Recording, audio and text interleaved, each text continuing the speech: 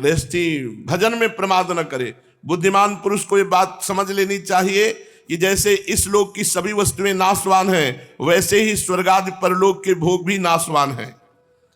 ये जो स्त्री है, पुत्र है, भाई हैं, बंधु हैं, प्रियजन है, इनका मिलना जुलना वैसा है जैसे प्याऊ में सब इकट्ठा हो जाते, पानी पिया, अपना अपना काम बनाया, चल दिए।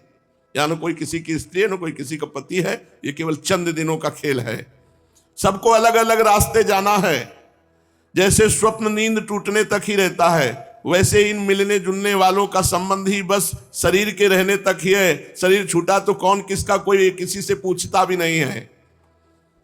गृहस्थ को चाहिए कि इस प्रकार विचार करके घर गृहस्थी में फंसे नहीं, उसमें इस प्रकार अनासक्त भाव से रहे मानो कोई अतिथि भवन में निवास कर रहा हो, ऐसे घर में रहे। जो शरीर आदि में अहंकार और घर आदि में ममता नहीं करता, वो घर गृहस्थी के फंदे में नहीं बन सकता। भक्तिमान पुरुष गृहस्थोचित शास्त्रोक्त कर्म को द्वारा मेरी आराधना करे, घर में रहे। यदि पुत्रवान हो तो वानप्रस्थ आश्रम में चला जाए या संन्यास आश्रम स्वीकार कर ले। प्रिय उद्धव, जो लोग इस प्रकार गृहस्थ जीवन न बिताकर घर गृहस्थी में ही आसक्त हो जाते हैं, स्त्री पुत्र और धन की कामनाओं में फंसकर पूरा दिन हाय हाय और रात में भोग या सो गए, पूरा जीवन बर्बाद कर रहे हैं।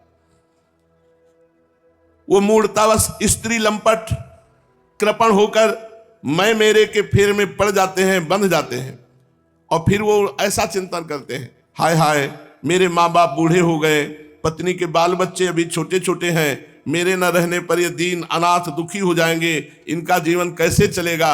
इस प्रकार घर गृहस्थी की वासना से जिनका चित्त विक्षिप्त हो रहा है, वह मूढ़ बुद्धि पुरुष विषय भोगों से कभी तृप्त नहीं होता और विषयों की उलझन में ही मर जाता है और मरकर घोर में तमो में नरक में जाता है।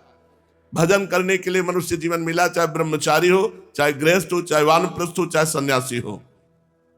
यदि घर में रहकर ये लड़का बच्चा परिवार इसी की आसक्ति में भजन नहीं किया, तो भगवान कह रहे हैं ये उद्धव जी से कि विषय भोगों में कभी तृप्त नहीं हो पाते, भोगते भोगते और आशा बढ़ती जाती है और इन्हीं उलझनों में घर परिवार की आ जाती है मृत्यु। शरीर छूटा, घोर तमो में नरकों की प्राप्ति होती है। इसलिए धाम का आश्रय, धाम का वास या निरंतर जहां भी हो नाम जप करते हुए भगवत लीला कथा गायन श्रवण नाम कीर्तन, तो जीवन तुम्हारा सार्थक हो जाएगा। इसके बिना जीवन निरर्थक है, चाहे जो कर लो सब यहीं रह जाएगा।